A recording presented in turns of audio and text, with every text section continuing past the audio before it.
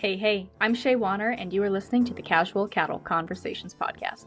Whether you are a seasoned rancher or just curious about the cattle world, this podcast dives into the stories, science, and strategies shaping the future of ranching. Let's get started and keep your herd ahead of the herd. Alrighty, folks. Well, today I am here with Jason and Candice as well as Maika, and we are going to be talking a lot about diversified operations and specifically bookkeeping and some ways that we can make that a little easier on ourselves.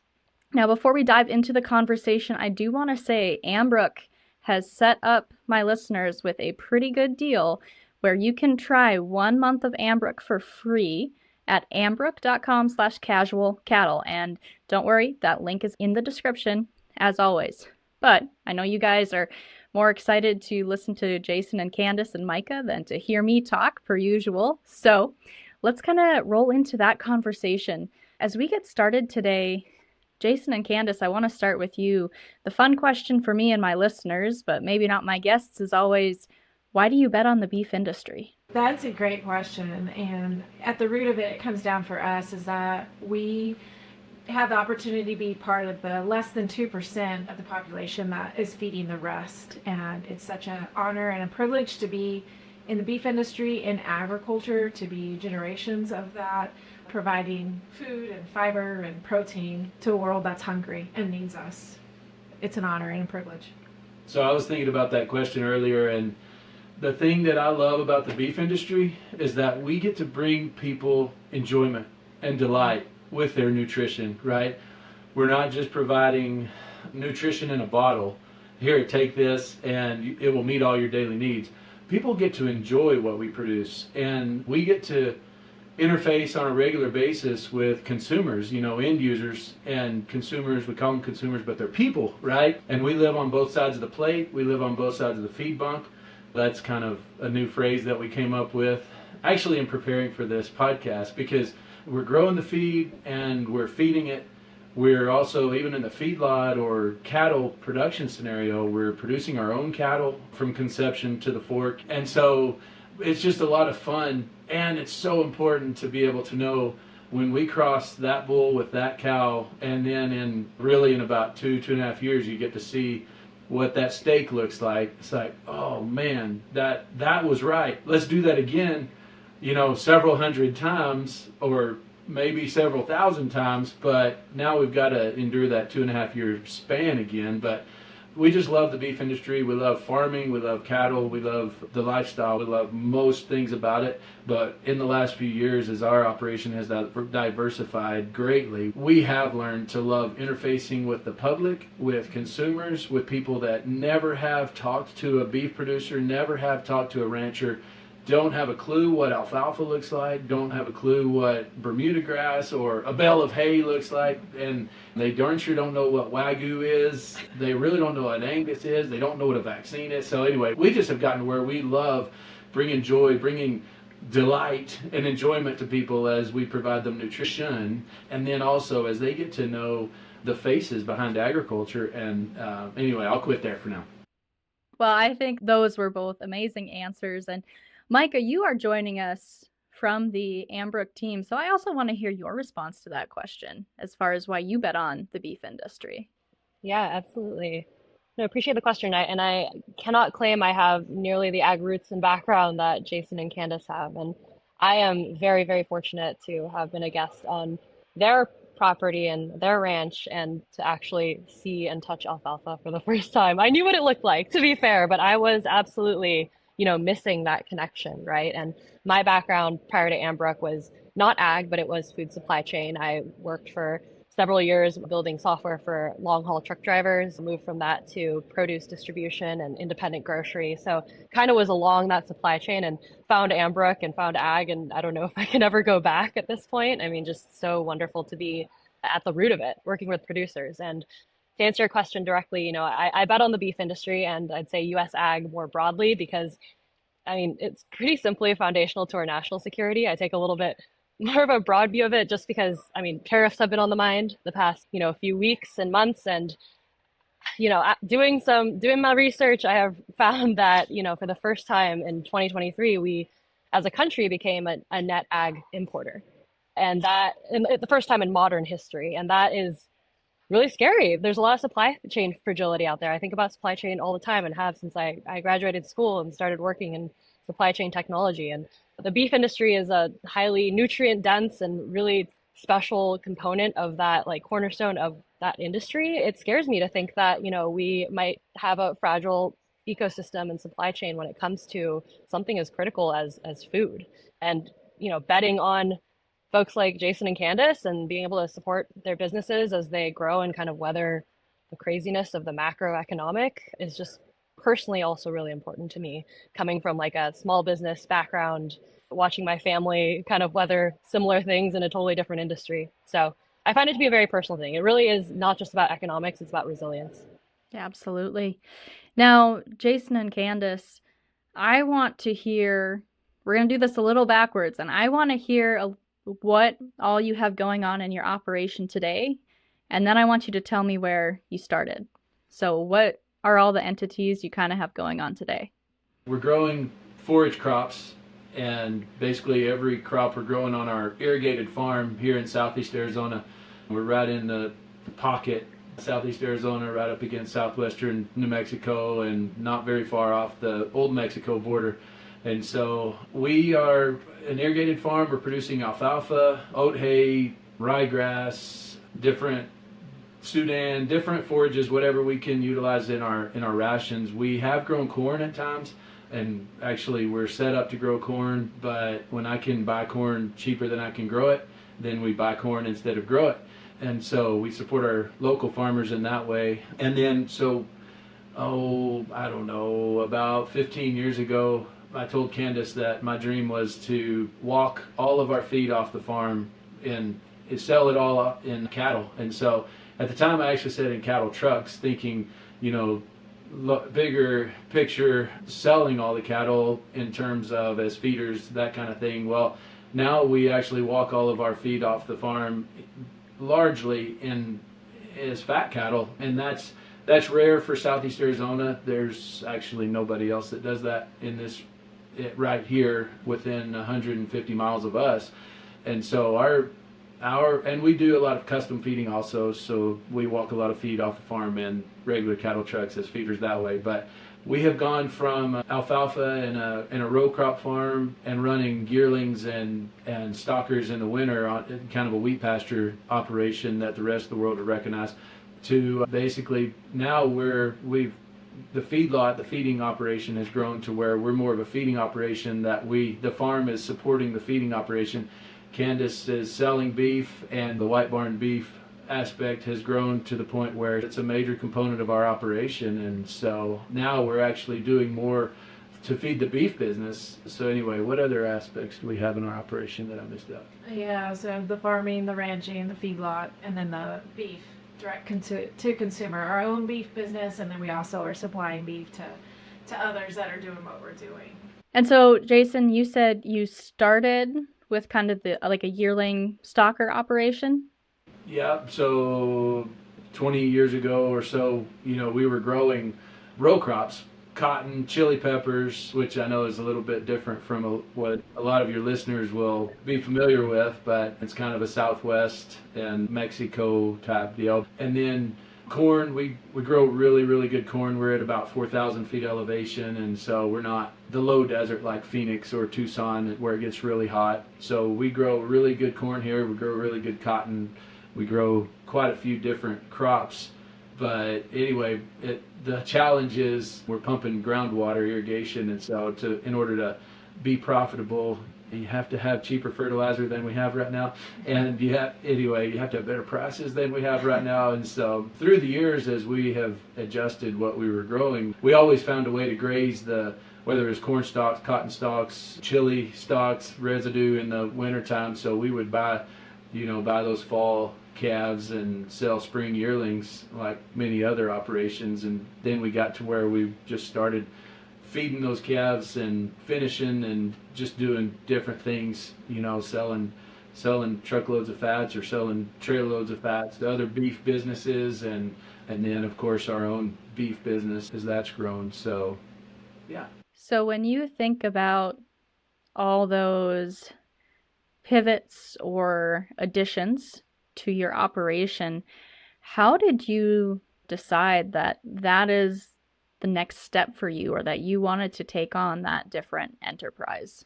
Both families are generational farm families. Lots of chili in the history of our both families, and so that's what we got started. And it's a high risk crop. It paid well and everything went right, but when it didn't, it was hard financially.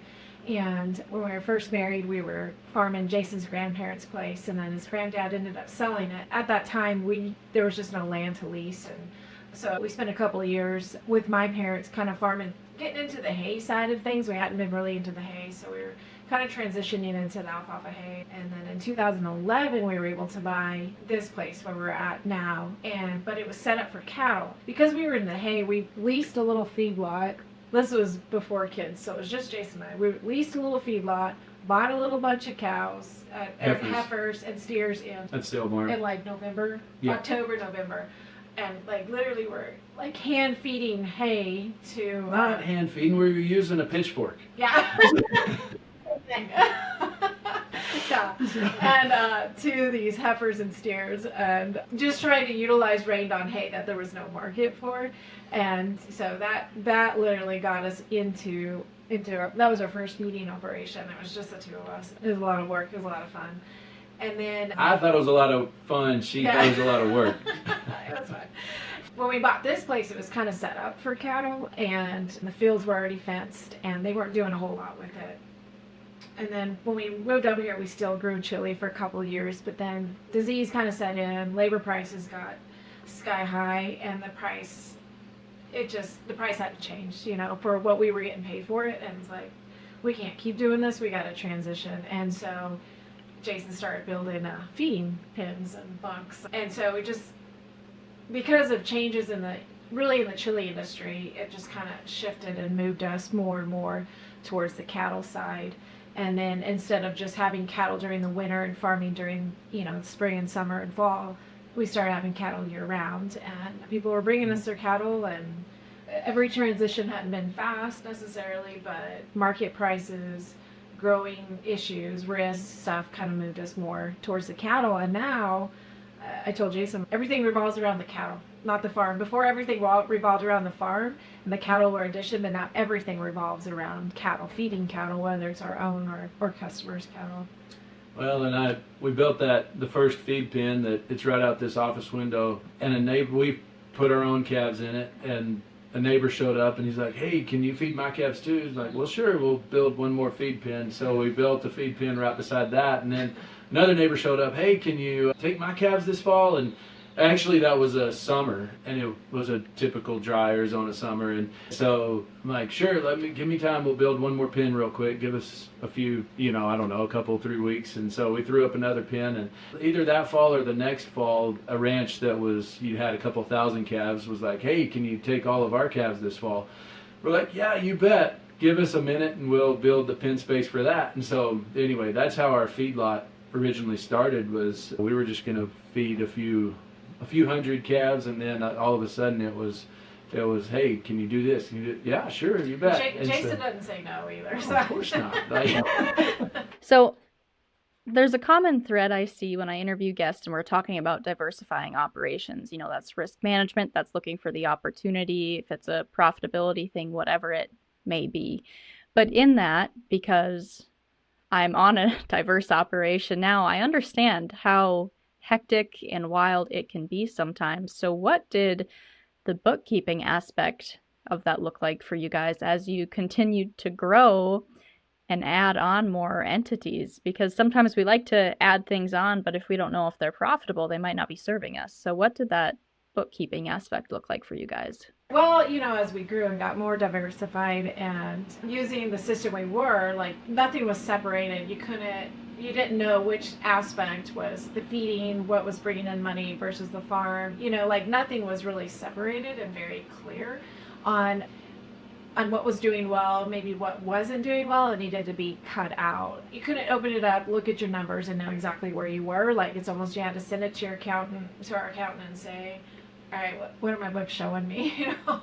Like, are we doing okay, or where are we at? Because it's just really set up more for accountants than simple people like myself to be able to quickly just look at the numbers and know exactly how we're doing, where we're at. It was complicated and not user friendly, right? Well, back in the old days of, just of row crop farming and, some alfalfa and that kind of stuff, well, it was no big deal. And even, let's say with the banker, the bank knew what we were doing, buying calves in the fall and selling them in the spring. And so we were just using basically our farming operating line, and so our line of credit. And so anyway, it's no big deal. And then as things grew and grew, and then, you're doing a lot more cattle business. And so we'd get a line for the cattle, or we'd do something that was a little bit different. But it was just, before long, you kind of have this monstrosity that really, you're sharing money across all these entities, and you're sharing risk across all these entities, and you don't really know exactly what's doing what, where the burn is, where the gain is, and all that. And then too, we failed to mention the trucking. We were in the trucking for several years, I guess 10 or 12 years. And then once we really got into Ambrook, and well, I guess that might take us into that. But anyway, Ambrook really helped us see that the trucking was a good thing for us to get rid of, because it was really a drag on our operation. So with Ambrook, what are some of those features that were different compared to maybe other programs or systems you were using before that made it easier for you to have that full picture view of the financials of your different enterprises? Well, one that was it's easy. They made it easy to separate out the different enterprises. So now we've got White Barn Beef, White Barn Hay and Cattle. The hay and cattle, we had White Barn Feeders, but it was just, we were splitting hairs too much. They're just too tied together. And then we had White Barn Trucking, which we just got rid of. But to be able just to click on each one and look at your analytics and even your monthly income and expenses, is broke down so nicely, and you can see what you're spending. We compare that to our yearly budget that we put together for the banker. And so that's been super helpful for us too, even going back and reviewing and looking at everything and just kind of see where you're at month to month, how much money each month demands, expenses, income. And it's just a very clear picture. Like, I can just go into White Barn Hay and Cattle, and then even that, it's even separated out, like for farm product sales versus cattle sales versus buying feed, just those little things that are separated within hay and cattle. Yeah, the tagging is so simple and so clear and concise. It's just easy to get everything correct and where it needs to be. Awesome. Maika, from your perspective, what changes have you seen with all the White Barn enterprises since you started working with Jason and Candice? Yeah, let's go back to August 2022 when we had our very first video call. I don't know if you all remember that, Jason and Candice, but we were both had like really grainy video, and we were trying to communicate about kind of like the current state of things. And I was trying to explain, this vision that like Ambrook had about like how we could make farm finance a lot simpler, how QuickBooks just didn't do the job for a lot of people, and maybe spreadsheets, people grew out of them. But most of all, what I wanted to understand was how you all worked and what your hopes and dreams were and what your experience was. Because again, I didn't have an ag background. So the best thing that I could do was shut up and listen and better understand what you all were trying to do, and see if I and the team could help build a tool that got you to that place. And, since then, I think I'm pretty sure I've visited you 4 times. I can only find 3 on my calendar, but it feels like 4. And you might have maybe realized this back then, but we didn't say it outright. You were one of our first few customers. Now we have a few thousand. We're just a totally different business than we were back then. But one thing that I learned from spending all that time with you all is this feedback loop of getting to sit down with your customer and understand what they do and why they do it. It helps you just build a better product, right? And through that process, I have also witnessed your evolution of business. It was myself, and I believe it was Mackenzie as well, potentially Dan or some other team member. I remember sitting down, and we all just immediately got the sense that you're both so entrepreneurial, and you are able to balance so much all at once. And I don't think you're giving yourself enough credit, Candice, when you say that you referred to yourself as simple. I know you're being tongue in cheek, but the amount, I remember walking into your office and sitting down behind you and watching you navigate QuickBooks Desktop, and you knew that interface really well. You knew what you were doing. You were super comfortable within it. And yet, at the same time, you were able to admit it wasn't meeting your needs for your business that was changing year over year. And, going from that to developing Ambrook alongside you, bringing you fully onto Ambrook, going through the process of splitting out into your 5 different entities, was it 6, and then removing one, like all this like expansion and contraction that we did together as we figured out the right tool and the right shape of business. That was really a privilege. And to have you all come and speak to our team, earlier this year about the progress and the clarity that you've been able to receive, not just from Ambrook. Sure, I'm really happy to have played a part and that our team has been able to help in that way, but also just from your continued entrepreneurial nature and like your willingness to try things and to cut things out when they're not working. I have seen a consistency in that entrepreneurial mindset, and also a really huge evolution in how you run your business and how you're able to adapt much quicker than perhaps like way back when you had to give up chili, right? And it's very cool to be been part of that journey. Well, what an honor and privilege that you chose us to be one of your first and to step into that and spend 3 days in my little tiny office with us. Oh, yeah, and going through all that stuff. But that's the other thing too. When you have clarity of your numbers and what each enterprise is doing, it's no longer an emotional decision. It's just like, okay, this is just what it is, Like with the trucks, just sitting down, like, I think this is a drag. This is something we need to just cut loose and turn loose of. It is an emotional thing when you own your own business and you're trying to do these things and to have to let go of something and just like, this isn't working, but to sit down with the numbers instead of just with the emotion and make a very informed decision and the clarity of it. Yeah, Ambrook, there's no going back to anything. And I'm kind of a spreadsheet nerd. I love spreadsheets, and I liked some of I would take the QuickBook numbers and then I would put them on my spreadsheets for my budgets and my, tracking all the stuff that I wanted to track. But ever since that, like now with Ambrook, and honestly now Candice does it all. Recently, I needed to know something to make a pivot decision, right? And I said, all right, Candice, show me the numbers. Where do you find that in Ambrook? And like in 2 seconds, she was there, and boom, and it supported what we were doing. I was like, okay, well, let's keep going the direction we are. And so it was really cool because we didn't have to wonder, and we didn't have to dig, and we didn't have to accumulate numbers and transpose and all that stuff. We didn't have to even respire or respire. I love to hear that so much. I personally, and from speaking with hundreds of customers and prospective customers, I respect the spreadsheet. The spreadsheet is powerful. There's a reason so many people use a spreadsheet. And what's funny, Jason, we asked you to send us all of your spreadsheets, and we did that with a range of early customers because we wanted to bring the best parts of a spreadsheet into Ambrook. The pieces where you can feel like it represents you, that it's customizable, that it's responsive, that it's easy to navigate. And then at the same time, we wanted to remove the pieces that are, whoa, I dragged something all the way across and everything's wrong, or I, made a mistake and hard coded this thing. There's this balance that we are to this day trying to maintain. And so much of it is inspired by folks like yourselves who are like, I do this here and it works pretty well for me. Like, how do you compete with a spreadsheet? You got to try to model yourself after the best parts, right? Yeah.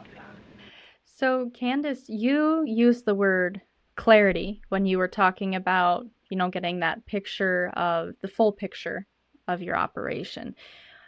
How else did it feel to finally have that full financial picture as business owners? Probably empowering, right? There's no guessing and wondering. And then when you do sit down with our lender, our bank, and it's just so easy to share those numbers with them, to show them, we're on the right track, we're headed in the right direction. But it's the challenging part in a diversified operation that there are thousands of people that are going to listen to this podcast. They're going to say, man, like, we can make our numbers show what we want them to show, right? We can manipulate this operation to make this operation look better, this entity to make this entity look better. But when you really get to the bottom of it, like everything has to be profiting, right?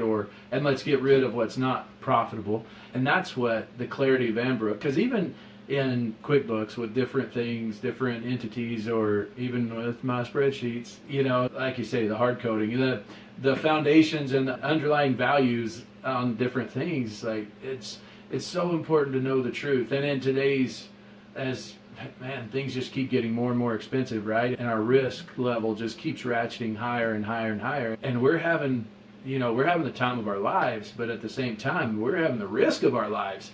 And all of agriculture, all of business is, but it's just so nice to be able to just like, okay, let's take 10 minutes and see where each entity is right now today.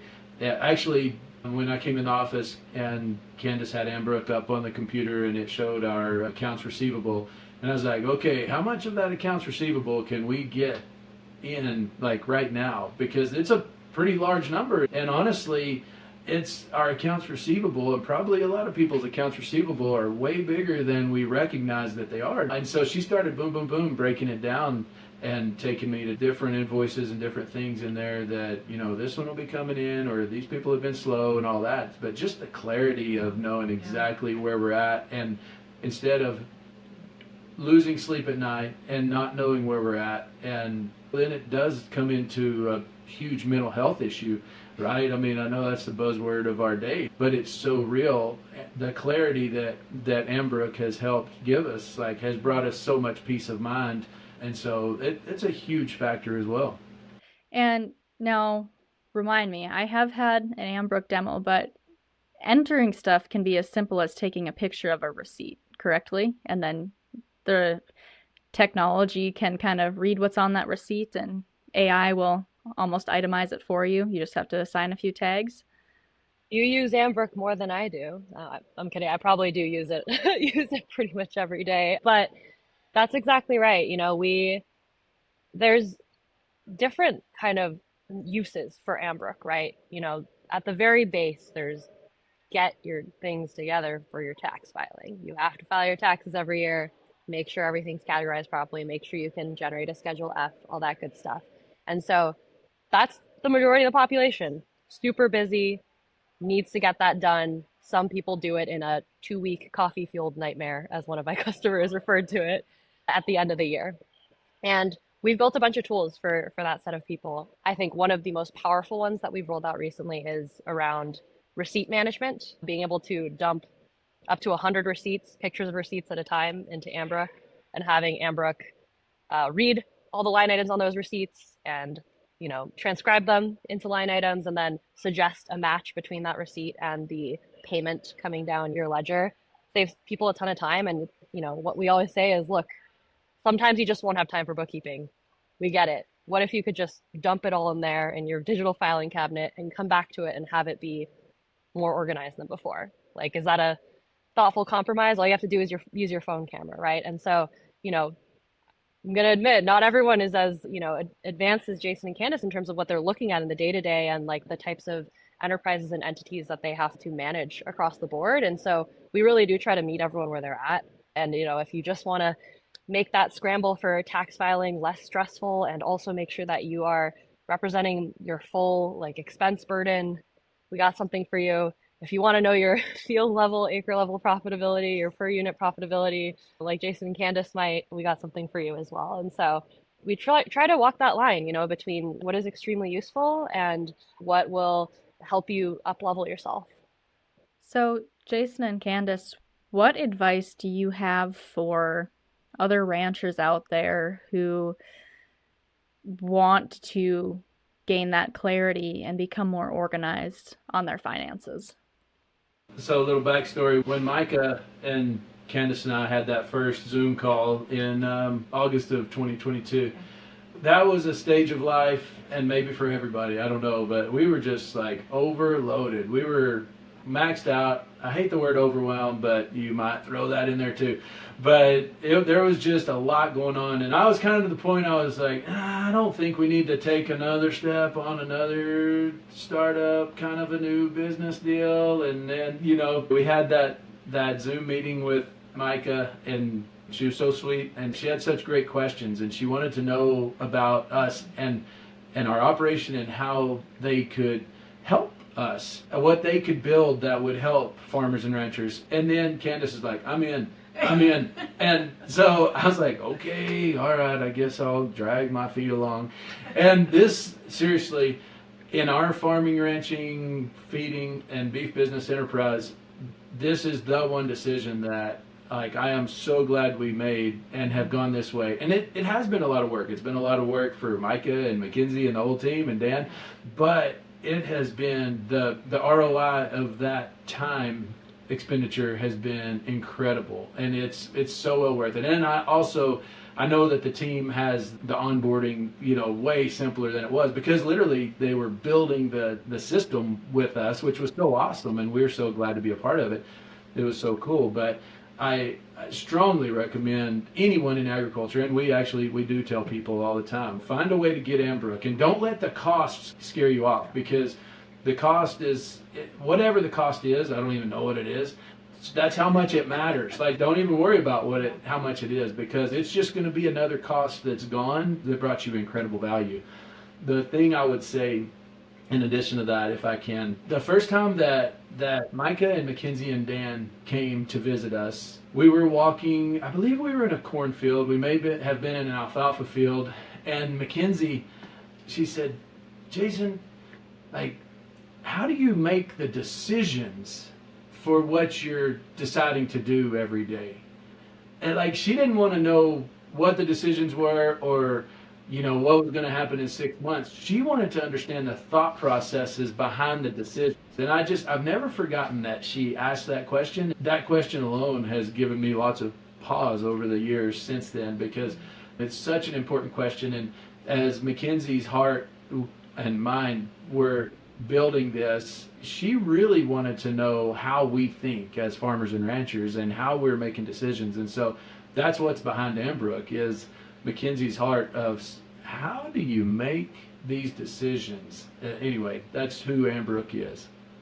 Well, there are absolutely so many decisions that farmers and ranchers make every single day. I mean, we talk about decision fatigue as business owners, but I think sometimes it goes to a whole new level when we're talking about diversified operations. So that was a very insightful question from someone from the Ambrook team, and one we should all think about, everyone who's listening.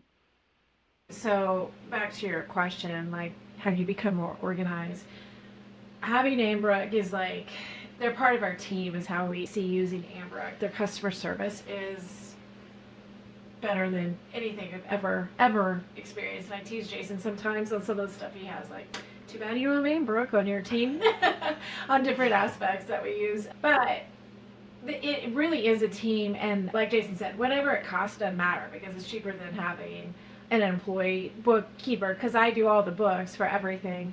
So having that team, but I try to sit down every day and just do a little bit of bookkeeping and tagging and all the stuff. And then Ambrook has set it up really, really nice, where you've got you can automate tags, so things come in that are repeatable.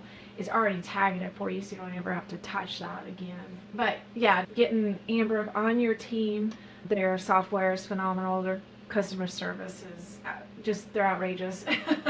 You're right, Jason, just being able to not wonder and guess and stress about where you are financially, but just having that clear picture. And then when you do have to have conversations with your banker, like, it's just so much easier and less stressful.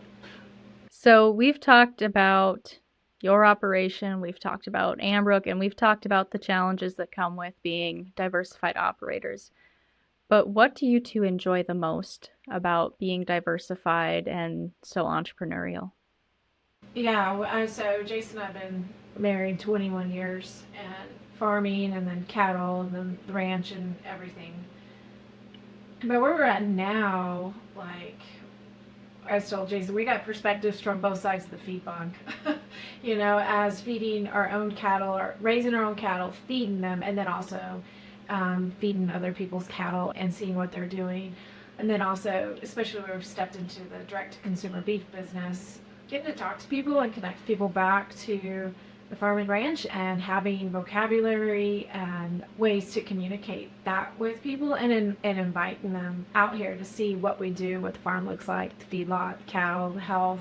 That's been super fun. We're not a traditional cow-calf operation where you sell your calves, when you wean them, you sell them and they're gone.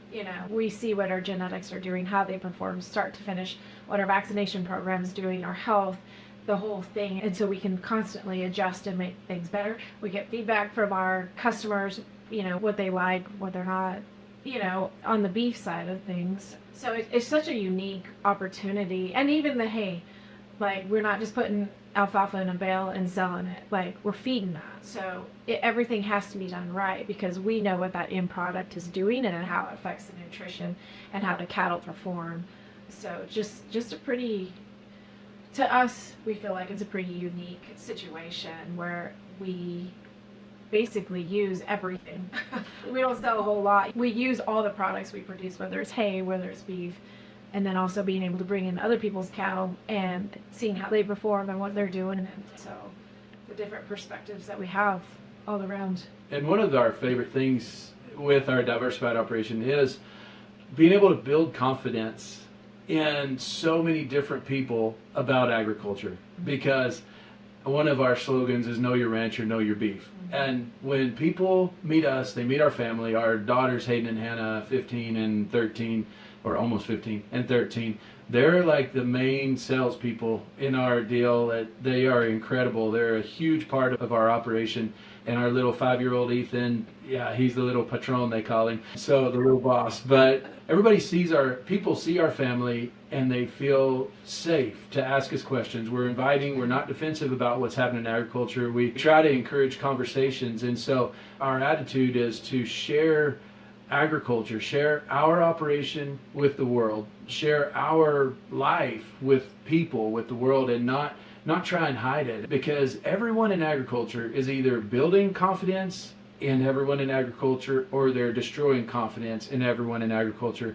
We're either doing stuff that's good for the beef industry or we're doing stuff that's bad for the beef industry. We're doing stuff that's good for farming, we're doing stuff that's bad for farming. And we all have a spotlight on us, even from inside our own homes. We want to create operations and be a family that encourages the next generation to take over and keep producing food and fiber and feed for the world. But if we don't do that, transparently and in a way that builds and grows relationships, well, when the kids leave and don't want to come back, well, in essence, we failed. And that's a loss, because we have so many young people. Like, it's so cool that you're multi-generational back on the family ranch, right, Shaye? And that's what we are. And even though we have our own operation, it's not like the operation is generational, but we are generational. And we want to give our kids an opportunity to create their own businesses. We're not going to hand them a business, but we want them to be entrepreneurs, and we want them to go and create their own businesses. Even if they do, take some of what we've done and carry it on. We don't want them to just say, well, this is what was handed to me, and so I really don't understand, and I really, this is what I was handed. That's the way that I was raised, was like, you need to go make your own. My granddad especially, he said, I'm going to give you opportunities and I'm going to teach you how to go be your own business. And we weren't handed anything. We were handed opportunity, and we were handed the ability to learn and grow. And so that's what we want to hand off. And so we want to build confidence in the next generation. We want to build confidence with consumers. It's all about building confidence. Trust is the only thing we have to sell when it gets down to it. Absolutely. Well, my final question as we wrap up is, if you could go back to your first 5 years, what would you do differently? When we got married, that was 2004, and I was already farming when we got married, but I wasn't using QuickBooks yet. But I bought QuickBooks and I put it on the computer, and I'm the one that set it up. And Candice was like, I really don't want to do this. so anyway, if we could go back and have Ambrook Oh. back there at the very beginning. Oh. That's what I Yeah. would change. All right. Well, Jason and Candice, if people want to learn more about your operation and your story, where can they go? They can go to whitebarnwagyu.com and you'll see pictures of our family, of our farm, and kind of learn about our operation. And that's really focused on the beef, but it's us in a nutshell. Awesome. Well, folks, remember, if you want to give Ambrook a try, you get 1 free month by going to ambrook.com/casual cattle. And I will include a link to that, as well as a link to Jason and Candice's website, all in the descriptions and show notes. With that, remember the best way to support this podcast and your other favorite podcasts is to leave a rating or review and share with a friend. But with that, happy ranching, folks.